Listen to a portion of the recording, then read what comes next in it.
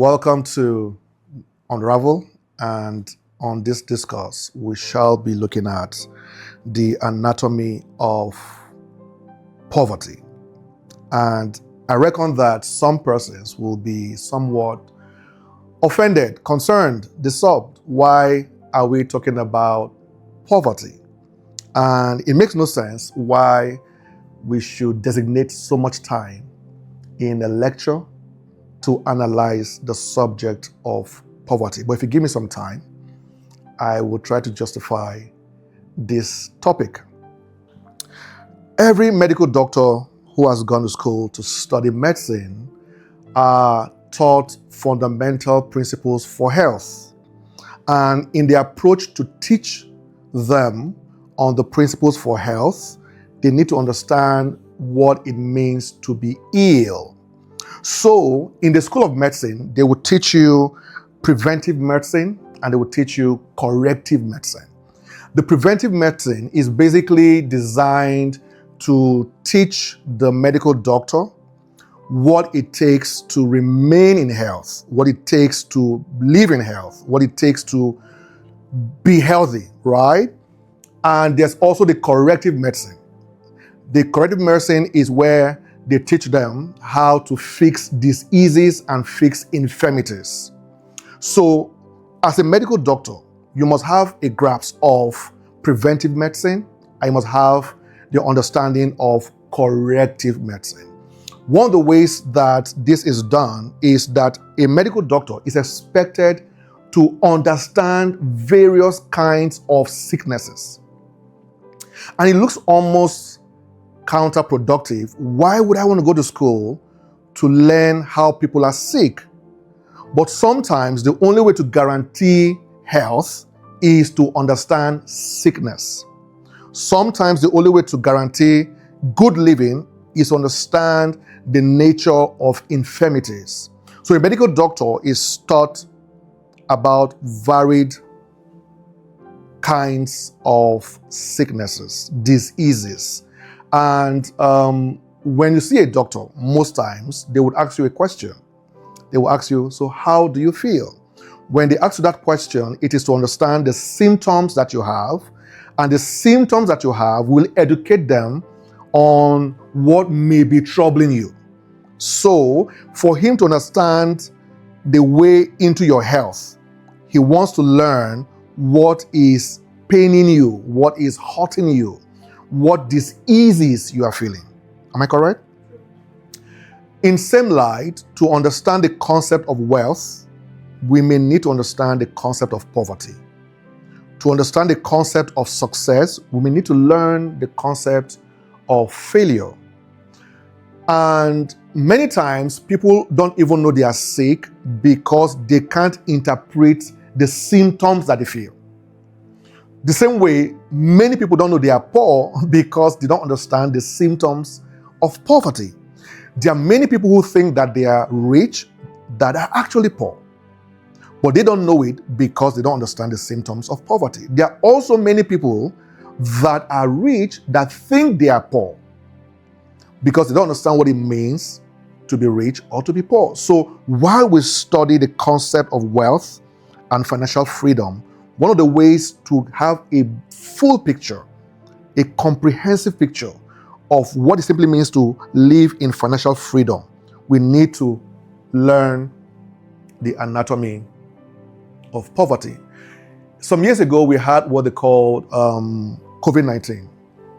And when COVID-19 struck the world, there was a lot of media presence and education going on about how, again, to prevent COVID-19 or to correct COVID-19.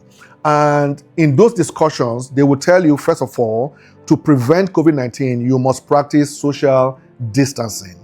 And then you must wear your face mask. And there were a number of things that had to be done. For example, you could also take the vaccination, right? Those were preventive methods against COVID-19. To stay in health, they showed us the preventive methods to remain in health. That also applies to success or to financial freedom. And they also told us the symptoms of COVID-19 because they understood that there could be people living with COVID-19 that are not aware they have COVID-19. Same way that there are many other sicknesses, malaria, fever, whatever it is, that people could be going through, high blood sugar, high blood pressure, right? Hypertension, heart attack. There are symptoms that if people understood early enough, they could tackle the disease early enough and restore their health early enough. Many people have lived in illnesses and sicknesses because of their lack of understanding of the symptoms of the sickness. Same thing with poverty. Many people have lived too long in poverty because they do not know the symptoms of poverty. And if we understand the structure and the anatomy of poverty, then this will chart a course for us to trace our steps back to financial freedom. One of the ways to live in peace is to be prepared for war, correct? One of the ways to live in health is to understand what it means to be sick. And that way you can now find the proper prescriptions that will bail you out of the sicknesses that you are exhibiting the symptoms for. So I'm just trying to say all of this to justify why we are beginning this discussion on the anatomy of poverty. It's not with the objective of elevating poverty, neither is it with the objective of amplifying poverty. It's not to support the concept of poverty. It is actually to equip us against poverty, to fight poverty, to understand poverty enough to avoid poverty. I'll say that again. The objective is to understand poverty enough to avoid poverty. And we will trust God to teach us both the preventive measures and the corrective measures. So, to point number one, poverty is not the absence of money, and money is not the guarantee for riches. One of the biggest misconceptions about wealth, about financial freedom, is that the volume of money determines the state of wealth. And there's nothing further from the truth, because there are people that have money that are poor by nature, and there are those who don't have money yet but are rich by nature. A poor man can have money, and a rich man can be broke. A man who is rich can be void of money at a time. The lack of money in his life in that moment does not make him poor, because the state of wealth is not determined by possession alone. Many times we measure the state of wealth or financial freedom by the measure of what we possess. And what you possess is not the only thing that determines the measure of your wealth or financial freedom. I'm using these words very carefully because naturally I prefer the word financial freedom to wealth and riches.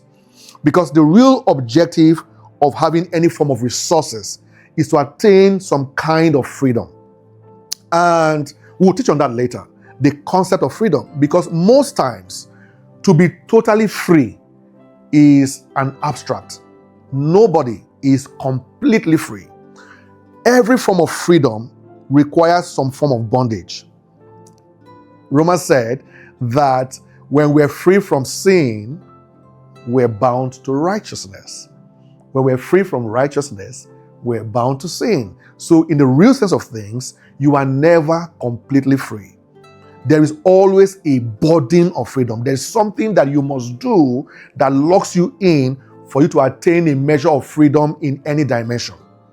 So financial freedom for me is the goal, and many times we are looking for money thinking that money is the cure for poverty. This is why we must study poverty. Because if we don't study poverty, we may be fully ignorant of the cure for poverty. My point here is that money is not the cure for poverty. Poverty is never just the absence of money. And riches is never just the presence of volumes of money. There are people that have billions in their accounts, but they are poor. There are those who may not have money now, but they are rich.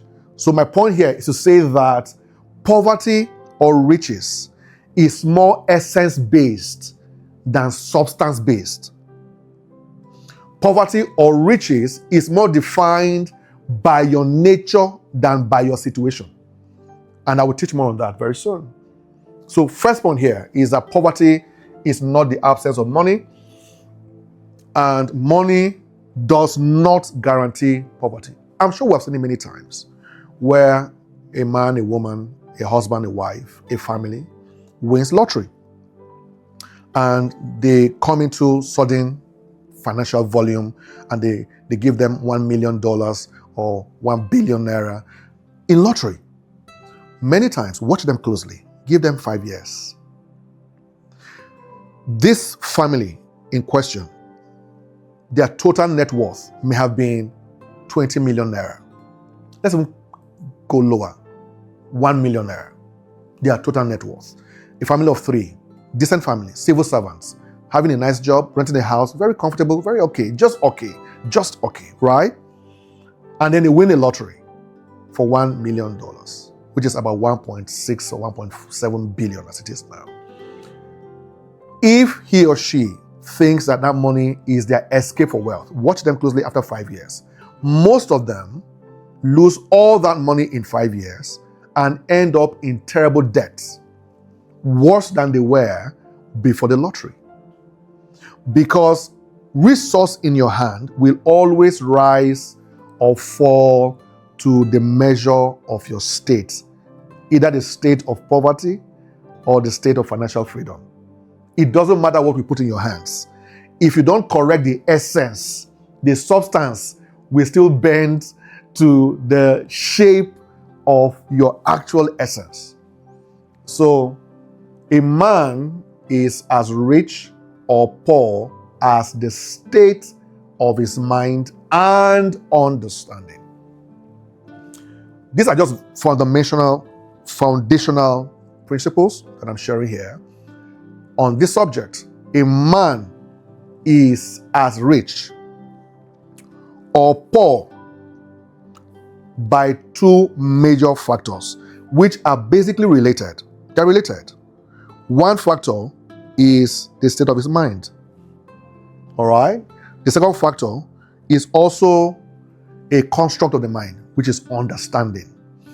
The reason why the two are very critical is that there is a state of mind that allows the flow of understanding. So, many people may be void of understanding in the face of their lives, but there is a state of mind that navigates them constantly towards understanding. To change your nature before you acquire understanding, condition the state of your mind. And one of the ways to do that is to tailor your appetite for things that are only of virtue. You tailor your appetite. The ability to tailor your appetite is in your control at all times. Does that make sense to you? It is not a supernatural thing. There are measures of control that God has put in our hands. One of them is to tailor our appetite. I'll give you a good example. A man may say that he has an uncontrollable desire for fornication. That would be his excuse. That he has an uncontrollable desire, that he cannot help himself, that he has a spiritual problem, that there's an uncontrollable desire for fornication, for sexual immoral activities. What do you think will happen if you bring that man to a woman and tell the man that this woman has 7 sexually transmitted diseases? What do you think happens? Suddenly, that demon dies. Suddenly. Just what I'm saying? What do you think happens if the man's spiritual authority tells him that the woman he is with, if he sleeps with her, he will die the next morning? What do you think happens? Without any prayer, without any consultation, suddenly the state of his mind changes. Right? And that desire for that action dies.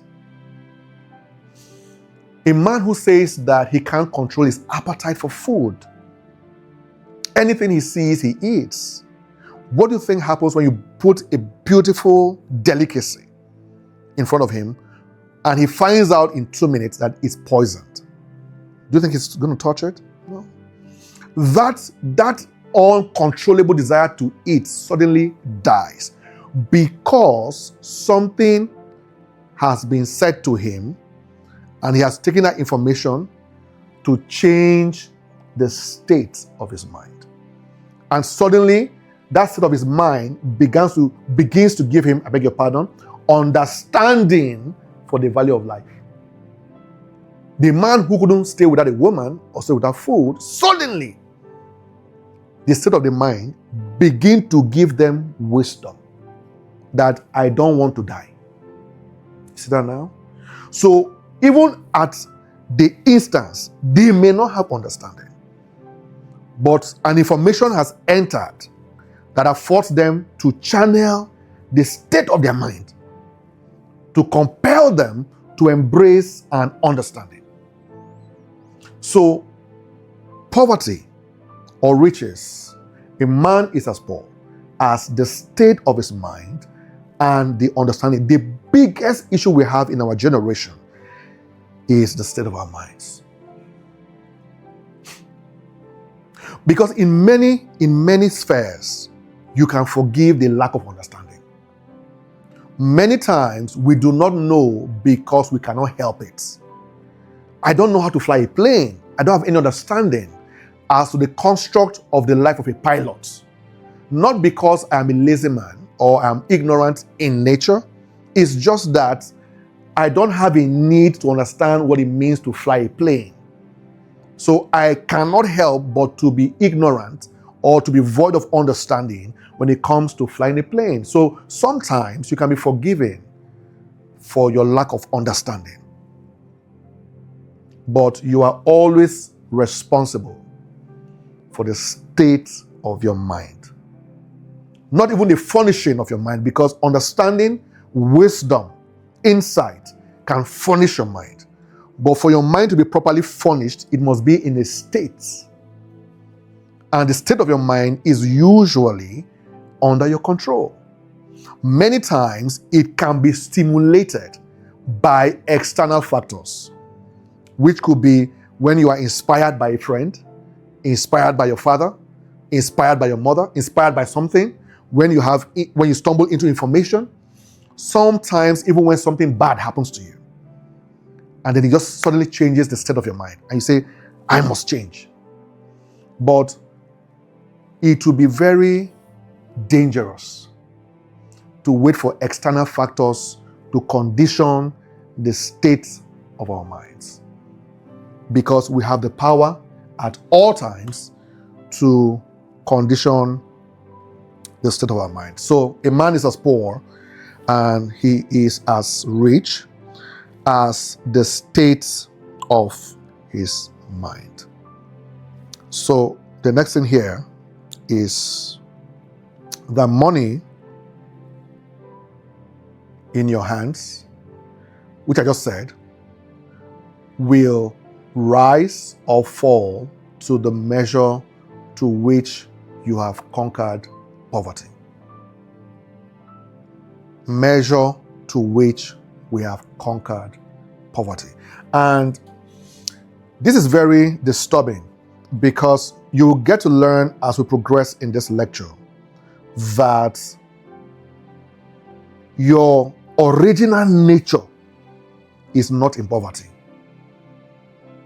But everything that surrounds us as we develop from the cradle somehow promotes the mindset for poverty. So, somewhat, it looks like instead of growing into the nature of riches, we are growing combating against poverty. Because the society, the economics of society, of our upbringing, somehow sells the concept of poverty to us, poverty in character, poverty in wisdom, poverty in morals, poverty in happiness, poverty in money. Are you following me now? It's like everything is propelling the concept and the lifestyle of poverty. So, somewhere we are distracted from feeding our nature for wealth because we are designed for wealth. And you'll see that later. We are designed to prosper. But somehow, everything that surrounds us, from our family background to our societal norms, is propelling poverty. Not just poverty in the pocket, like I said, even spiritual poverty, mental poverty. And we have to conquer poverty at almost every level. The degree to which you have conquered poverty will determine the rise or the fall of resources in your hand. And this resource, it's not just generic when it comes to financial resources. Even with people, the quality of people that remain in your life or that live your life will be determined by how well you have conquered any form of poverty. Is that making sense? Okay, good. So let's move further very quickly. So in this episode, I will try to touch on the first aspect of poverty, all right, which is good news. Because, it would be very sad to go see a medical doctor who tells you that a disease is incurable. It's terrible. And it's pointless to see a medical doctor if diseases are incurable. Am I correct?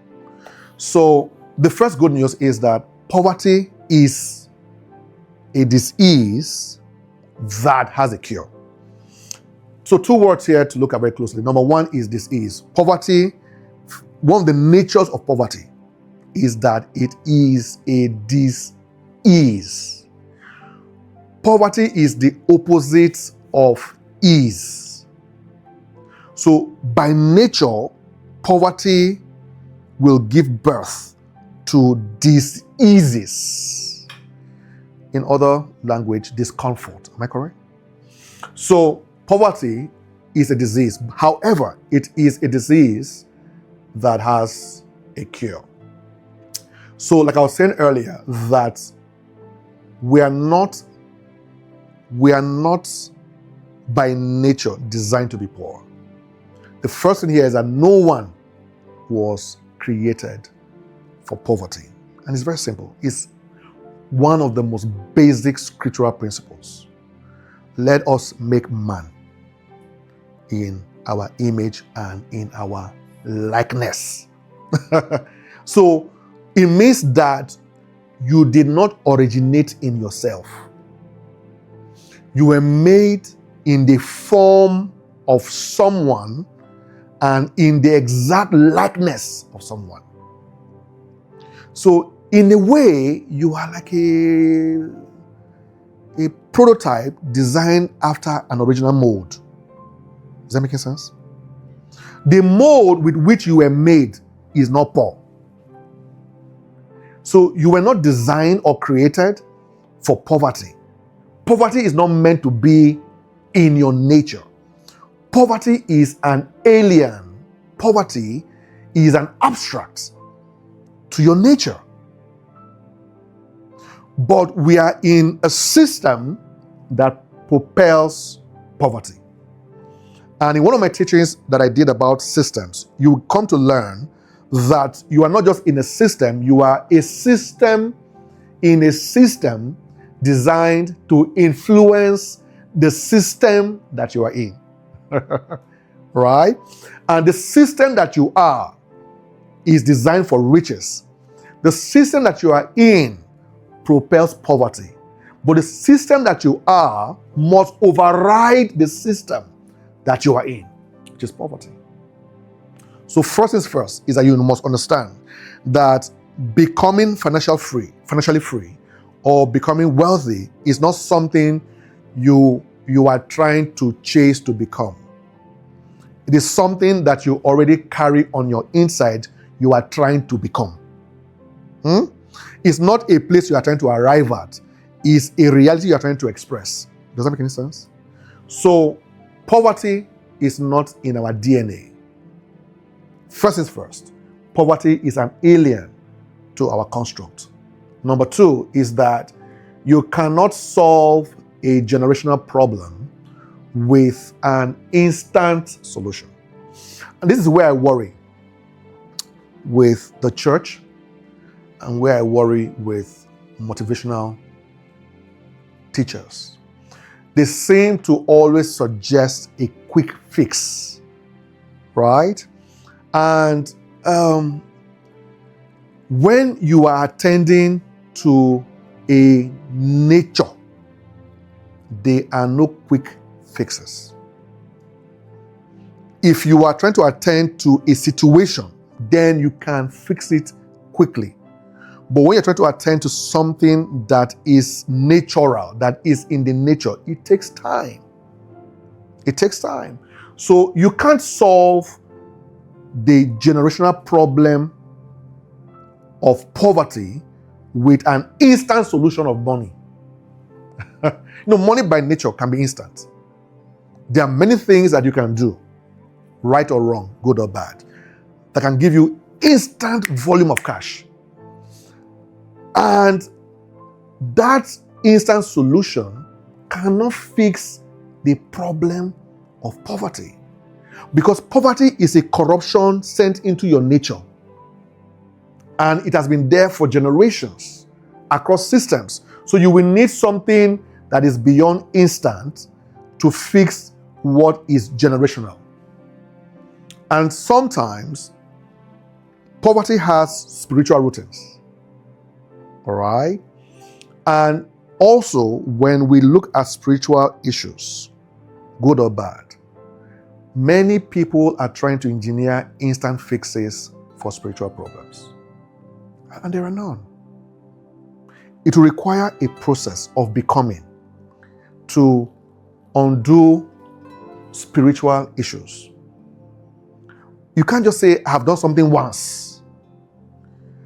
I think that there's something about the spirit realm that respects repetition. That's why the word ritual is usually tied to spiritual activities. A ritual is not really something you do once. A ritual is something you do perpetually. All right? Then we have the word traditional. We have the word cultural. To solve spiritual problems and natural problems, you need to culture. You need something that is consistent, that is repetitive, that is progressive, and will take time. Many of the times, we don't want to give it time. And we look for shortcuts to escape what we think is poverty, to land in other measures of poverty. That's the darkness in the age. People have escaped one sort of poverty and landed themselves in other sorts of poverty. So even though you now have 1 billion in your account, he can't sleep at night anymore. He's now making undue enemies everywhere. He's now a liar, a cheat, and possessed of terrible demons. But he has 1 billion. So he has conquered one sort of poverty and landed himself in other kinds of poverty. So you can't solve problem instantly. that have been around generationally. It is hard to cure a disease you haven't diagnosed. And that's what we'll be doing in this series, is to teach us the various symptoms of poverty so that we can diagnose it. All right? We can tell that, okay, this thing that I'm seeing in my life is a symptom of poverty. And I don't want us to channel this poverty discussion to just money or to just finances. It could be poverty in your marriage, poverty as a friend, poverty as a staff, poverty as a boss. You need to understand the symptoms of poverty to diagnose it. And then when you do so, you cannot begin to look for the cure for the symptoms that you have seen.